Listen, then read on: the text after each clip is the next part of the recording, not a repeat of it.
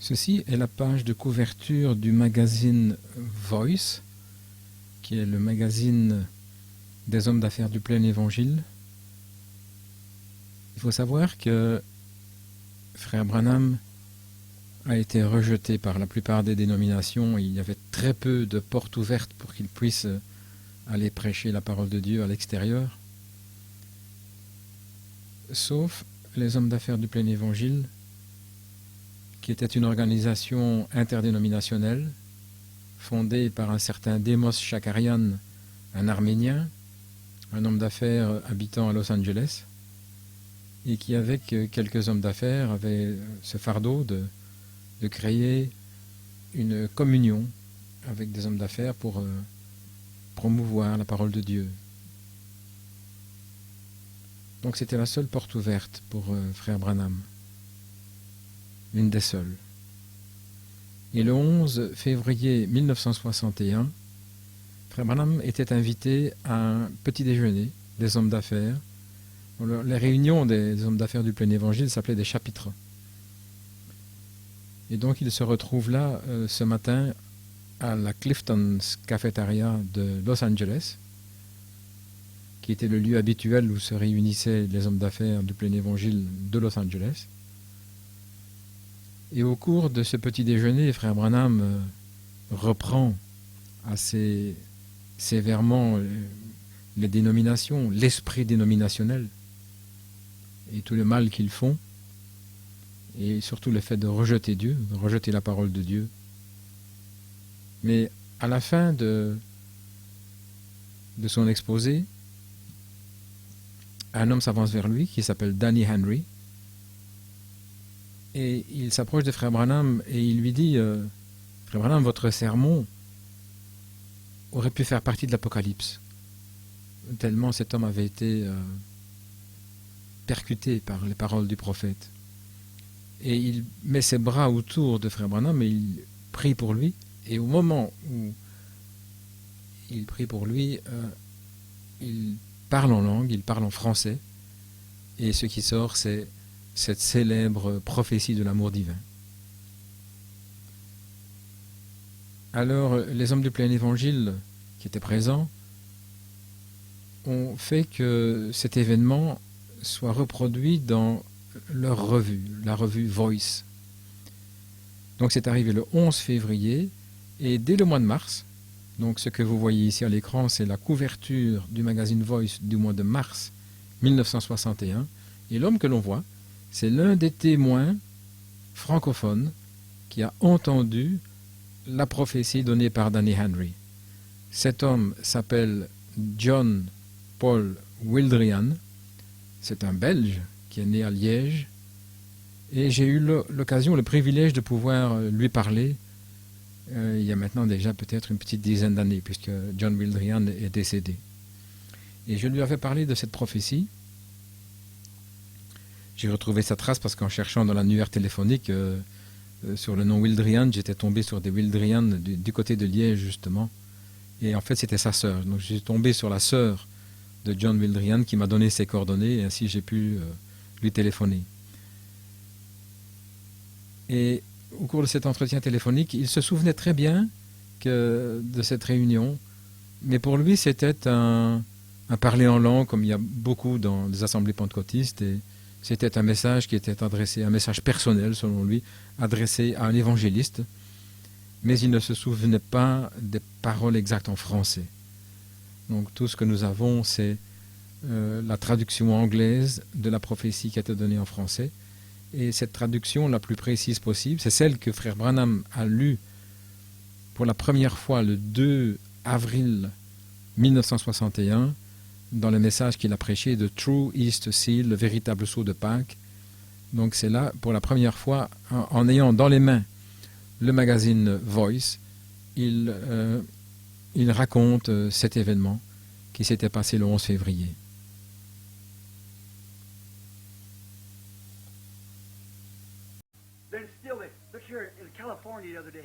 Regardez ici en Californie l'autre jour. Je pense que je peux le trouver ici. Le voici. J'étais à la cafétéria de Clifton, le petit déjeuner.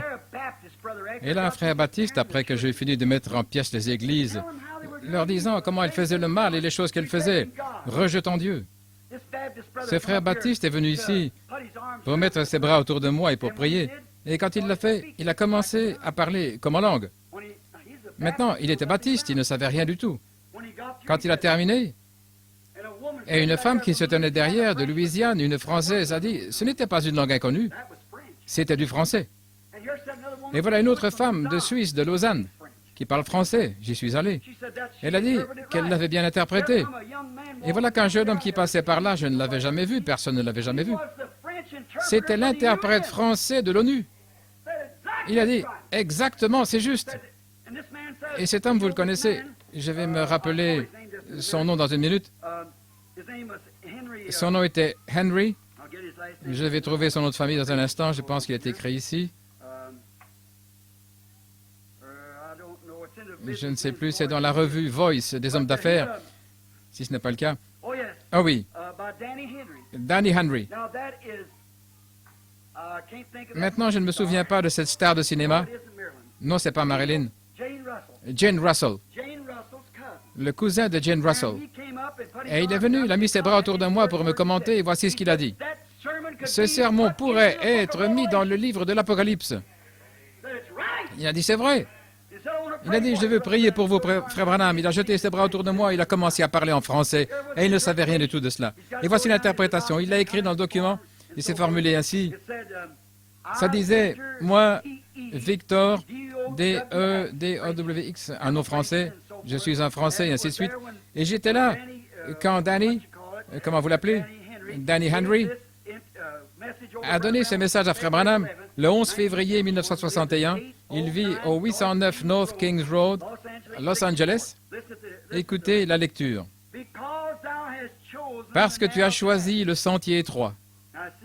Maintenant, vous voyez, je comprends très bien, il y a une partie que je ne comprends pas. Parce que tu as choisi le sentier étroit, le chemin le plus difficile. Tu as marché de ton propre choix. Je peux comprendre ça très bien, vous voyez. Vous voyez, vous choisissez vous-même. Moïse a fait son propre choix. Il n'était pas obligé de le faire. Moi non plus, je n'étais pas obligé de prendre ce chemin. J'aurais pu avoir de grands bâtiments là-bas, comme certains d'entre eux.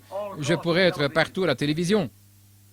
Mais qui me sponsoriserait pour que je détruise leur fondation? Mais une chose est sûre, je n'ai pas à me prosterner aux pieds de personne d'autre que le Seigneur Jésus-Christ. C'est exact. Je prêche ce que dit la Bible. Je n'ai pas à faire de compromis avec leurs organisations, car je n'en fais pas partie. J'ai fait le choix. Tout comme il a dit là-haut, comme j'ai été avec Moïse, je serai avec toi. Et il a donné à Moïse 2 signes de confirmation pour prouver. Et Moïse a fait son propre choix. Vous voyez, Moïse a fait son propre choix. C'est facile à comprendre, vous voyez. Tu as choisi, parce que tu as choisi le sentier étroit, le chemin le plus difficile, tu as marché de ton propre choix. Maintenant ici, cet homme, regardez comment c'est écrit. Vous pouvez voir que c'est écrit en mots étrangers. Tu as pris la décision correcte et précise. Et c'est mon chemin. Gloire à Dieu. C'est mon chemin. À cause de cette décision capitale, une énorme portion du ciel t'attend. Il n'avait jamais entendu parler de la vision, vous voyez, de ceci. Vous vous souvenez de la vision? Une grande portion du ciel t'attend. Quelle glorieuse décision tu as prise. Ceci en soi, à partir d'ici, je ne comprends pas. Ceci en soi est une grande parenthèse là, qui donnera et fera s'accomplir la formidable victoire dans l'amour divin. Je ne sais pas ce que ça veut dire. Fera s'accomplir. Peut-être que dans la petite tente, un de ces jours, assis là-bas, il le fera savoir. Pourquoi? Pas parce que nous devions le faire, pas parce que c'est juste un moyen facile. Vous pouvez être populaire. Vous auriez tout le monde vous tapant dans le dos. L'argent affluent de partout pour une radio ou des télévisions, et ainsi de suite. Ils ont dit qu'ils le prendraient et le téléviseraient. Je ne crois pas qu'il faille prendre les choses de Dieu et les mettre sur le marché avec cette vulgarité du monde. Je ne crois pas qu'il faille s'agglutiner et faire quelque chose qui n'est pas. Je crois qu'il faut juste laisser faire, attendre. Dieu, c'est Dieu, laissez-le faire ce qu'il veut. Nous sommes des serviteurs, servons le Seigneur. Faisons ce que Dieu dit. L'homme, au milieu de tout cela, est obligé de prendre une décision. C'était donc le dernier témoin en vie, en 2001, Jean-Paul Wildrian, que j'ai eu le privilège de pouvoir non pas rencontrer, mais avec qui j'ai pu parler en 2001. Il avait donc en 2001 70 ans et il avait 30 ans lorsqu'il fut témoin de la prophétie. On le voit donc à gauche de l'image, lorsqu'il était âgé de 30 ans en 1961 et qu'il a entendu cette prophétie par Danny Henry. À droite de l'image, on le voit à la même époque en compagnie de Victor Ledoux. Alors à présent, je vais lire la traduction française d'un article qu'il a écrit dans le magazine Voice et qui est paru le mois suivant la prophétie, donc dans le numéro du mois de mars 1961, le magazine des hommes d'affaires du plein évangile. The man that you see on the front cover is John Paul Wildrian. L'homme que vous voyez sur la page de couverture de ce magazine, c'est Jean-Paul Wildrian, photo qui fut prise à Los Angeles, Californie, lors du chapitre des hommes d'affaires du plein évangile, alors qu'il raconte comment Dieu lui a parlé en français, tout d'abord à Phoenix, dans une convention régionale, et puis dans un chapitre des hommes d'affaires à Los Angeles. Il était très sceptique du surnaturel, des manifestations de Dieu, jusqu'à ce que Dieu lui parle dans sa langue maternelle. Voici l'article qu'il a écrit dans ce numéro de mars 61. Le titre, c'est « Dieu m'a parlé en français ».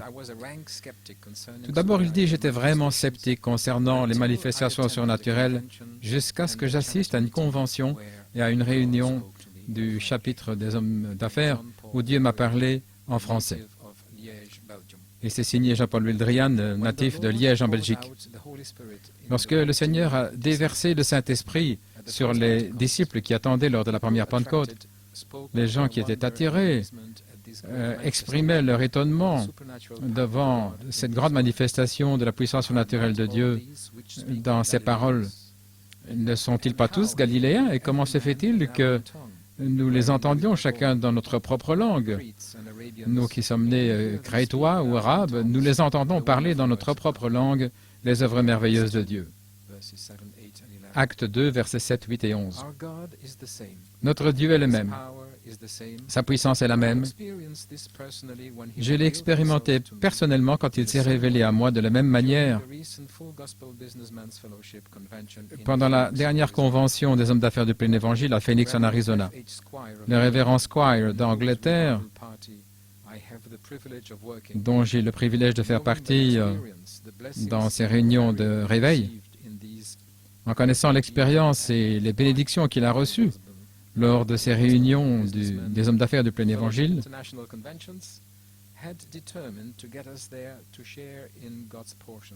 il m'avait déterminé à venir avec lui à ces réunions. Après avoir voyagé toute la soirée et la nuit pour atteindre Phoenix, je suis arrivé lundi matin à la réunion du petit déjeuner et j'étais pas mal sceptique. Combien réelles étaient les manifestations du Saint-Esprit dont j'avais entendu parler dans ces réunions? Et qu'en est-il du côté émotionnel? Alors que les réunions se sont produites, petit à petit, les bénédictions de Dieu remplissaient mon cœur alors que j'entendais des témoignages des hommes de toutes sortes de marches de vie et comment je voyais la puissance de Dieu et l'Esprit agir dans leur expérience, pas seulement dans leur vie spirituelle, mais dans chaque partie de leur vie, jour après jour, dans leur vie, dans leurs affaires, dans les témoignages, la vie d'Église. La présence constante du Saint-Esprit était leur force. Alors qu'ils parlaient, qu'ils témoignaient, mon cœur devenait de plus en plus affamé. C'était l'expérience dont j'avais besoin. J'étais pentecôtiste, j'avais été rempli de l'Esprit, mais qu'est-ce que ça signifiait maintenant dans mon expérience? Ceci était la puissance que j'avais vue, rendant les gens capables de faire des exploits pour Dieu, la puissance qui avait permis à Frère Squire, par exemple, dans des circonstances difficiles, d'amener à l'effet des son travail missionnaire remarquable, cette même puissance qu'il avait utilisée, et d'autres grands hommes, dans une merveilleuse œuvre évangéliste. Mais plus que jamais, j'ai réalisé que la plénitude de cette puissance était à disposition de chaque ministre, de chaque homme d'affaires et de chaque chrétien, et moi je la voulais dans la plénitude dans ma vie. La réunion a continué, la bénédiction de Dieu remplissait mon âme, et c'était comme une lettre rouge pour moi dans mon expérience. Et tout à coup, je vis un jeune homme s'avancer, j'avais à peine remarqué cet homme, il est venu au micro, et tout à coup, l'Esprit de Dieu est venu sur lui, et il a donné un message dans une langue inconnue, surnaturelle, et une dame dans l'auditoire en a donné l'interprétation. C'était un message merveilleux. Mais immédiatement, des gens se murmuraient l'un à l'autre. Ce jeune homme, il a parlé en français. Et cependant, dans sa vie, il ne connaît pas un mot de français. Alors une annonce fut faite. Ceci n'était pas un message dans une langue surnaturelle avec le don d'interprétation en opération, mais Dieu a fait que ce jeune homme, Danny Henry, parle en français, et la dame qui connaît le français, qui s'appelle Annette Long, vient de traduire cela d'une manière ordinaire. Un choc de désappointement est venu sur moi. Vous voyez, le français, c'est ma langue maternelle. Et bien que j'ai entendu ce message surnaturel, je n'avais pas compris un seul mot. Tous mes anciens doutes et mes craintes revenaient. Et le diable a utilisé cela pour me faire perdre toutes les bénédictions que j'avais reçues ce matin-là. Des pensées traversaient mon esprit. C'est faux, tout ça c'est préarrangé, il n'y a rien là-dedans. Ce n'est que du spectacle pour exciter l'émotion chez des gens qui avalent tout. Mais il y a une chose que je ne pouvais pas comprendre, c'est que le conducteur de la réunion a fait un appel concernant la force de l'interprétation de ce message, et il y a eu une grande réponse. Des centaines de personnes se sont avancées cherchant la bénédiction de Dieu, le remplissage du Saint-Esprit, et je pouvais les voir s'agenouiller autour de moi, et beaucoup d'eux, j'ai dû l'admettre, ont vraiment reçu quelque chose de Dieu. J'ai décidé alors que j'allais découvrir la vérité au sujet de ce message et que j'allais dévoiler la chose si c'était nécessaire. Je me suis dit en moi-même, c'est possible que la femme qui a fait la traduction ne connaît pas le français elle-même. Je vais aller lui parler en français et je vais lui montrer combien elle avait tort. Mais Dieu connaissait mon cœur. Il savait que je cherchais vraiment une bénédiction et que je cherchais avec sincérité une solution aux choses qui étaient maintenant entre moi et la bénédiction. Dans sa merveilleuse grâce, Dieu a pris le temps d'opérer une merveilleuse démonstration dans la puissance surnaturelle pour me convaincre. Il a ainsi enlevé tous mes doutes. Tout d'abord, au lieu que j'aille moi vers cette chère dame, c'est elle qui est venue vers moi et elle a tout de suite commencé à me parler en français. Ça fut vraiment un coup pour mon esprit de critique qui était en moi, qui avait fait que je condamne cette personne même avant de la connaître. Elle m'a demandé si je comprenais le message en français qui avait été donné. Elle a mentionné à nouveau que c'était sous la puissance de Dieu qu'un homme qui ne connaissait pas un seul mot de français avait parlé ainsi. J'ai dit que je n'avais pas compris, mais il y avait peut-être une raison pour cela. Alors que nous étions en train de discuter du sujet, d'une manière merveilleuse, Dieu a continué d'agir en ma faveur en nous envoyant l'homme même qui avait donné le message. Il ne me connaissait pas, ni le fait que ma langue maternelle était le français, ou même que nous parlions de lui. Il s'est joint à nous, il a commenté un petit peu sur la bénédiction qui était sur la réunion, et puis l'Esprit de Dieu est venu sur lui, et tout d'abord, il a commencé à prier pour moi en anglais. J'étais déjà dans l'étonnement, et lorsque tout à coup sa prière a changé dans un message surnaturel de Dieu, où je comprenais chaque mot. C'était du français. Je me suis tourné vers frère Squire, qui était à côté de moi, et je lui ai dit, « C'est vraiment du français. » Alors je ne pouvais plus le supporter. Dieu avait fait quelque chose de formidable pour moi. Je fus brisé, j'ai commencé à pleurer dans les bras de ce frère que Dieu avait utilisé pour me bénir. Dieu venait de me parler en français. Merci Seigneur pour le fait qu'il se concerne de chacun de manière personnelle, pour son amour, pour sa grâce et pour sa grande puissance surnaturelle qu'il veut donner chaque jour à chaque croyant pour rendre leur vie quotidienne une démonstration et un témoignage de sa toute-puissance éternelle. Certaines personnes pourraient me demander, qu'est-ce qui a été dit? Quelle sorte de français était-ce? À la première question, je répondrai que l'expérience et le sentiment de la présence de Dieu m'ont tellement rempli que je ne pourrais pas vous dire exactement ce qui avait été dit, si ce n'est le fait que c'était une promesse de Dieu de me bénir, de me garder et de m'utiliser si je lui faisais pleinement confiance et que je rejette tous mes doutes. La langue qui était parlée était vraiment du français, non pas comme celle qui est parlée en France ou dans l'Europe francophone, mais davantage comme un dialecte français, quelque chose comme ce qui est parlé dans certaines parties du Canada français, ou peut-être des îles où on parle le français. Mais c'était suffisamment du français pour que je comprenne parfaitement, et le fait que c'était un dialecte a rendu la chose même plus merveilleuse pour moi, parce qu'une telle manière de parler le français, on ne pouvait pas l'apprendre dans une école. C'était vraiment donné par Dieu.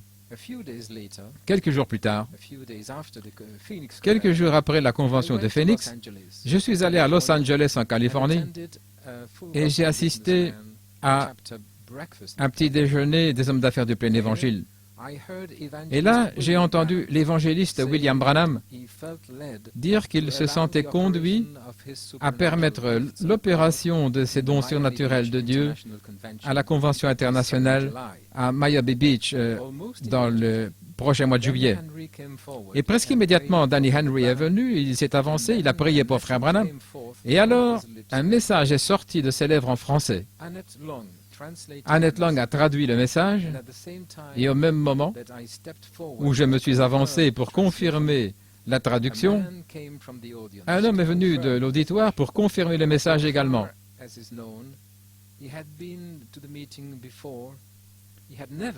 Il n'avait jamais assisté aux réunions auparavant et il ne l'a plus été depuis.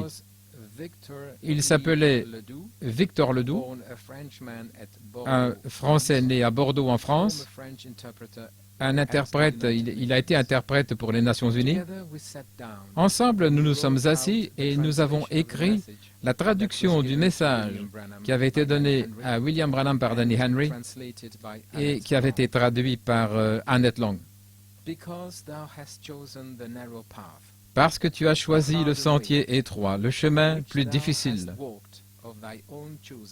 dans lequel tu as marché selon ton propre choix, tu as pris la décision correcte et précise, et c'est mon chemin. À cause de cette décision capitale, une énorme portion du ciel t'attend. Quelle glorieuse décision tu as prise. Ceci en soi est ce qui donnera et fera s'accomplir la formidable victoire dans l'amour divin. Quelques semaines auparavant, au même endroit, Danny Henry avait donné un message en français qu'Annette Long avait traduit et que mademoiselle Marianne Buss, une demoiselle française de la partie sud de la Suisse, là où on parle le français, elle était présente et elle avait déclaré que le message était dans un français clair et merveilleux. Dieu n'a pas changé. Il est toujours un Dieu des miracles. Je ne douterai plus jamais de ces manifestations surnaturelles, car au moment où j'étais le plus sceptique, il m'a parlé en français.